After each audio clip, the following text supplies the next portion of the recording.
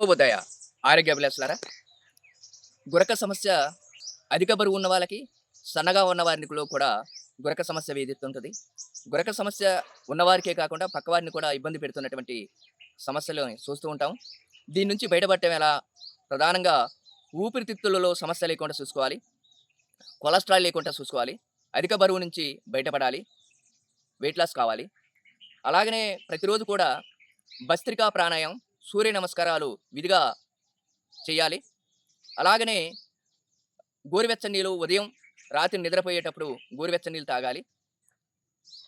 ఆయుర్వేదిక్‌కి సంబంధించినటువంటి చిట్కా వైద్యానికి సంబంధించి ఒక స్పూను వాము, ఒక స్పూను మెంతులు, ఒక స్పూను మిరియాలు ఈ 3 చూర్ణాలని మిశ్రమం చేసి తేనె కలిపి 2 స్పూన్లు తేనె కలుపుకొని ఒక స్పూను తాగినట్టయితే ఆ 3 చూర్ణాలను కలిపి ఒక స్పూన్ తీసుకున్నట్టయితే గురక సమస్య నుంచి బయటపడొచ్చు. అలాగనే మునగాకు, మునగ విత్తనాల చూర్ణం చేసి తేనె కలుపుకొని 2 పూటలా తాగినట్టయితే గురక సమస్య నుంచి బయటపడొచ్చు. అలాగనే గురక సమస్య ఉన్నవాళ్ళు తల కింద దిండు పెట్టుకోకూడదు. ఎల్లెలకలా పడుకోకూడదు. కుడి పక్కో, ఎడమ పక్కో తిరిగి పడుకోవాలి.